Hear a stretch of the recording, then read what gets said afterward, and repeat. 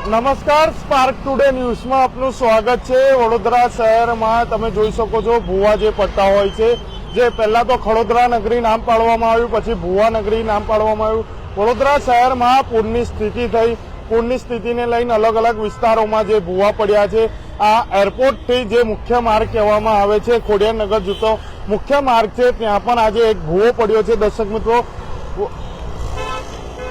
अलग अलग विस्तारों में भुआ पड़ता है। स्पार्क टुडे न्यूज जे भुवाओ है अलग अलग विस्तारों बतावता हो, परंतु जे तंत्र है ते निष्फળ जाय छे। तंत्रનું જે ધ્યાન છે તે આ ભુવાઓમાં પડતું નથી। તેને લઈને આજે વીઆઈપી એરપોર્ટથી જે ખોડિયારનગર મુખ્ય માર્ગ છે ત્યાં જતો આ જે રોડ છે ત્યાં પણ ભુવો પડ્યો છે। દર્શક મિત્રો, તમે જોઈ શકો છો જ્યાં ભુવા પડે છે ત્યાં ફરીથી ભુવા પડે છે તેવું ચોક્કસપણે આ દેખાઈ રહ્યું છે। જોઈ શકો છો અહીં પહેલા પણ ભુવો પડ્યો હતો અને આ ફરી પણ જે ભુવો છે તે પડ્યો છે।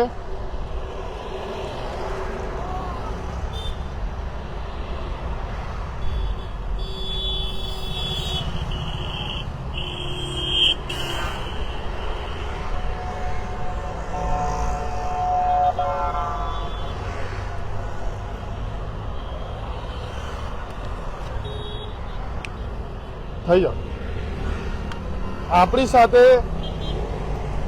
વધુ વાતચીત કરવા આપણે સામાજિક કાર્યકર કમલેશભાઈ પરમાર છે, તેમની સાથે કહેશું, વાત કરીશું। કમલેશભાઈ, શું કહેશો? વડોદરામાં પૂરની બી સ્થિતિ થઈ અને પહેલેથી ભુવા તો પડતા હતા, ખડોદરા નગરી બી નામ પડી ગયું છે અને હજુ પણ ભુવો યથાવત દેખાઈ રહ્યો। વડોદરા શહેરમાં આવેલ જે ખોડિયારનગર વિસ્તાર છે, આ વિસ્તારમાં જે જગ્યા ઉપર પહેલે ભુવો પડ્યો હતો એ જ જગ્યા ઉપર ફરીથી ભુવો પડ્યો। એટલે વડોદરા શહેરની અંદર અલગ અલગ વિસ્તારોમાં રોજે રોજ ભુવા પડતા હોય છે, એ જ જગ્યાએ ફરીથી ભુવા પડતા હોય। એટલે કંઈક ને કંઈક કોન્ટ્રાક્ટર, અધિકારીઓ અને સ્થાનિક કોર્પોરેટરો આ ત્રણ જણની એક સંકલન ટકાવારી હોય છે, એના કારણે ભુવા પડતા હોય છે। સાથે સાથે હલકી ગુણવત્તાનું જે મટીરિયલ વાપરવામાં આવતું હોય છે એના કારણે ભુવા પડતા હોય છે। હાલમાં જે કહેવાય છે કે ભુવા નગરી નામ પડ્યું હતું, ત્યારબાદ પૂરની પરિસ્થિતિ સર્જાઈ। હાલમાં પણ પૂરની પરિસ્થિતિ પછી પણ જે ભુવાનો સિલસિલો યથાવત છે। એટલે કહેવાનો મતલબ વડોદરા શહેર એક ભુવા નગરી નામ પડી ગયું છે। અને હું તો વડોદરા શહેરના મ્યુનિસિપલ કમિશનર સાહેબ, મેયર સાહેબ, ચેરમેન સાહેબ, સાથે સાથે માનનીય પ્રધાનમંત્રી, માનનીય મુખ્યમંત્રી ભૂપેન્દ્ર પટેલ સાહેબને એક અપીલ કરું છું કે વડોદરા શહેર એક સંસ્કારી નગરી નામ હતું, વડોદરા શહેર કલા નગરી નામ હતું, વડોદરા શહેર વડની નગરી નામ હતું।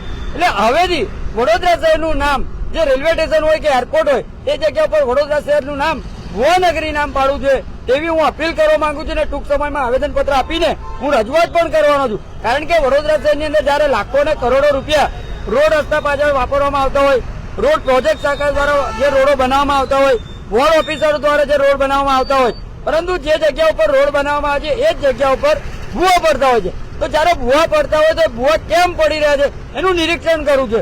પાણી પુરવઠાની કામગીરીમાં કઈ કોકરસાબી નથી, ડ્રેનેજ પુરવઠાના લીધે આવું થયું છે કે અન્ય રીતે, એટલે એનું તમામ નિરીક્ષણ કરવું જોઈએ। ત્યારબાદ પેચવર્કની કામગીરી કરવી પડે। પરંતુ કંઈક ને કંઈક લાગી રહ્યું છે કે તંત્ર દ્વારા જે લાખો રૂપિયાનો જે ડામર હોય છે, જે મટીરિયલ હોય છે એ મંગાવવામાં આવે છે અને એ વાપરવામાં આવે છે, પરંતુ સાચી દિશામાં વાપરવા નથી આવતું। એના કારણે એક જ જગ્યા ઉપર વારંવાર ભુવા પડતા હોય છે। આજે ખોડિયારનગરથી ઉડા સર્કલ સુધી તમે વડોદરા શહેરના મેયર, વડોદરા શહેરના ચેરમેન સાથે વડોદરા શહેરના મ્યુનિસિપલ કમિશનર સાહેબને હું આ સ્પાર્ક ટુડે ન્યૂઝના માધ્યમથી હાથ જોડીને અપીલ કરું છું કે તમે ચોક્કસથી આ રોડ પર જે કહેવાય છે કે રોડ પર ખાલી તમે ફરીને જોશો એટલે 4 થી 5 ભુવા પડ્યા છે। સાહેબ, આ ભુવા પડવાનું મુખ્ય કારણ એક જ છે કે આડેધડ ખોદકામ કરવાનું, ત્યારબાદ જે કહેવાય છે કે પેચવર્કની કામગીરી કરવાની, રિપેરિંગ કામગીરી કરવાની। એટલે કંઈક ને કંઈક કોન્ટ્રાક્ટરો જે ભુવા પૂરવાની અંદર કરોડો રૂપિયા, કરોડોપતિ થશે એવું પણ અમને લાગી રહ્યું છે। કારણ કે અલગ અલગ વિસ્તારોમાં રોજે રોજ ભુવા પડતા હોય, આ વડોદરા શહેર માટે ખૂબ જ શરમજનક બાબત છે। એટલે આપના મીડિયાના માધ્યમથી હું અપીલ કરું છું કે વહેલામાં વહેલી તકે આ ભુવાનું પુરાણ કરવામાં આવે, જેથી કરીને નગરજનોને, રાહદારીઓને રાહત મળી શકે। કમલેશભાઈ, એ જે ભુવો પડ્યો હતો ફરીવાર આ જે પેચ વર્ક છે તે બરાબર કરવામાં, હા, એની બાજુમાં જ પડ્યો છે, એની બાજુમાં જ પડ્યો છે।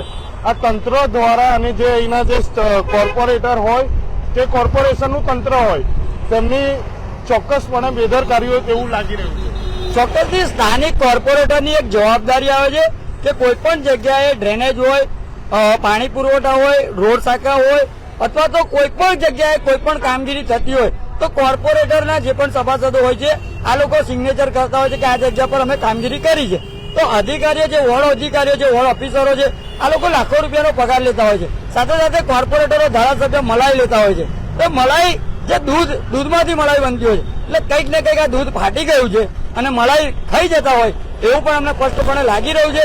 કારણ કે રાહદારીઓ લાખો રૂપિયાનો ટેક્સ ભરતા હોય, રાહદારીઓ ખોબે ભારતીય જનતા પાર્ટીને વોટ આપતા હોય, ત્યારે કંઈક ને કંઈક લાગી રહ્યું છે કે ભારતીય જનતા પાર્ટીની અંદર મસ્ત મોટી મલાઈ ખાઈ રહ્યા હોય.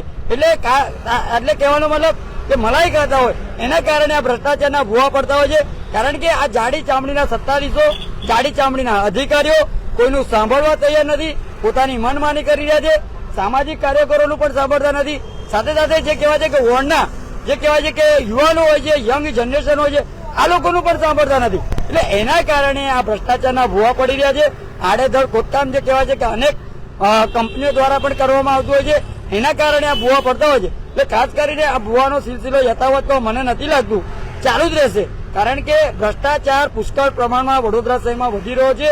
અમદાવાદ, સુરત, ભાવનગર, રાજકોટ, જામનગર આ તમામ સિટીઓ જયારે આગળ પહોંચી ગઈ છે અને વડોદરા શહેર પાછળ રહી ગયું છે, એનું કારણ એક જ છે કે કંઈક ને કંઈક આ વચટિયાઓ અને દલાલો જે નાગરિકોના ટેક્સના વેરાના રૂપિયા ખાઈ જતા હોય, જેમ મગર પાણીમાંથી બહાર નીકળ્યા છે એ જ રીતે આ ભ્રષ્ટાચારીઓ વિશ્વામિત્રીમાંથી બહાર નીકળ્યા છે એવું લાગી રહ્યું છે. વડોદરા શહેરમાં જે સ્થાનિકો હોય, જે રહીશો હોય, તેમના દ્વારા અમદાવાદ હોય કે સુરતમાં હોય આટલા બધા ભૂવા નહીં. અને અહીંના તો જે લોકો છે તે એવું જ કહી રહ્યા છે કે વડોદરા ભૂવા નગરી છે. પહેલા ખડોદરા નગરી નામ પડ્યું, પછી ભૂવા નગરી નામ પડ્યું અને જઈ તઈ ભૂવા બૂમો જ પાડે છે.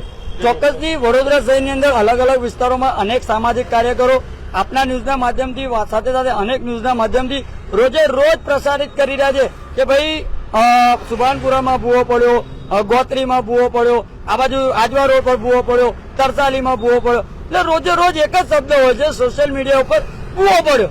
પરંતુ ખાસ કરીને સ્થાનિક કોર્પોરેટરો એક ગટર સાફ કરાવીને સોશિયલ મીડિયા પર દેખાડો કરતા હોય કોર્પોરેટરો કે અમે આ કામગીરી કરાઈ, પરંતુ હકીકતની અંદર નાગરિકો જાગૃત બની ગયા છે. પૂરની પરિસ્થિતિમાં પણ એક પણ ચમરબંધી વિસ્તારોમાં ફરક્યા નથી. એ જ રીતે હાલમાં પણ લાખોની સંખ્યામાં, હજારોની સંખ્યામાં આ રોડ પર રાહદારીઓ જતા હોય.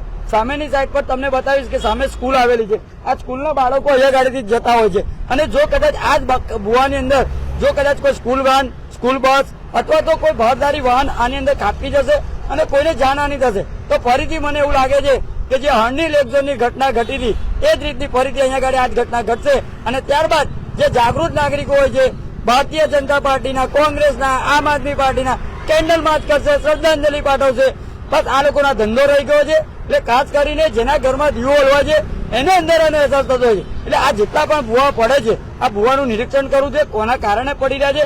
એટલે આ ભૂવા જયારે પડતા હોય તેવા અધિકારીઓને સસ્પેન્ડ કરવા છે, કોન્ટ્રાક્ટરને બ્લેકલિસ્ટ કરવા છે. કારણ કે કોન્ટ્રાક્ટરો હલકી ગુણવત્તાનું મટીરિયલ વાપરતા હોય છે, એને કારણે આ ભૂવા પડી રહ્યા છે. વડોદરા શહેરમાં જે કોર્પોરેટર હોય કે કોર્પોરેશન હોય તેમના દ્વારા આ જે ભૂવા છે તેમનું જે કામગીરી, જે પેચવર્ક કરવામાં આવે તે બરાબર કરવામાં નથી આવતી, જે મટીરિયલ છે તે નાખવામાં બરાબર નથી આવતો. તેને લઈને આજે વડોદરા શહેરમાં ભૂવા છે તે અલગ અલગ વિસ્તારમાં પડે છે. પરંતુ જે સરકાર છે સરકારના કાન સુધી આ વાત જતી નથી. ખડોદરા નગરી નામ પડ્યું, ભૂવા નગરી નામ પડ્યું, પરંતુ હજુ સુધી જે વડોદરા શહેરમાં જે ભૂવાઓ છે તે તો પડી જ રહ્યા છે. તમે જોઈ શકો છો પહેલા જ ભૂવો પડ્યો હતો, એની બાજુમાં જ ફરીવાર એક ભૂવો પડ્યો છે. પરંતુ હજુ સુધી આ મગરનું મોં હોય તેવું ચોક્કસ મને લાગી રહ્યું છે. તમે જોઈ શકો છો. શું કહેશો કમલેશભાઈ, સેમ મગરનું મોં લાગે છે? હા, ચોક્કસથી આ ભૂવામાંથી પણ લાગે છે કે વિશ્વામિત્રીના મગરો બહાર નીકળી રહ્યા છે. જેમ કોર્પોરેશનમાં મોટા મોટા મગરો બેઠા છે એ જ રીતે આ ભૂવો પણ એક દ્રશ્ય બતાવી રહ્યો છે કે આ મગરનું રૂપ ધારણ કરીને બેઠો છે. એટલે કંઈક ને કંઈક આ નાગરિકોના ટેક્સના વેરાના રૂપિયા આ મગર ખાઈ જતા હોય, એ સરકારી મગર હોય કે કોર્પોરેશનમાં બેઠેલા મગરો હોય, આ ખાઈ જતા હોય એમ સ્પષ્ટપણે દેખાઈ રહ્યું છે. આ તમે જોઈ શકો છો આજે વિશ્વામિત્રીના મગર તો બહાર નીકળી ગયા પૂરમાં. હવે આજે મગર જેવું સ્વરૂપ ધારણ કરી દીધું છે રોડે પણ. એટલે જે લોકો જે ટેક્સ ભરે છે પરંતુ જે તેમનો ટેક્સનો તેમને મળવું જોઈએ તે મળતું નથી. અને જે વડોદરા શહેરમાં અલગ અલગ વિસ્તારોમાં ભૂવા પડે છે પણ હજુ સુધી જે સરકાર છે, કોર્પોરેટર હોય, તંત્ર હોય, તેમની આંખ ખુલતી નથી. ચારે બાજુ વડોદરા શહેરમાં ભૂવા નગરી તરીકે જે વડોદરા શહેર છે તે ઓળખાઈ ગઈ છે. સ્પાર્ક ટુડે ન્યૂઝ પણ અપીલ કરે છે આ જે ભૂવાનું જે પેચવર્ક બરાબર કરવામાં આવે અને જે ભૂવા છે તે પૂરવામાં આવે. કેમેરામેન રાહુલ કપ્તાન સાથે હું Kamlesh Joshi, spark today news, Vadodara.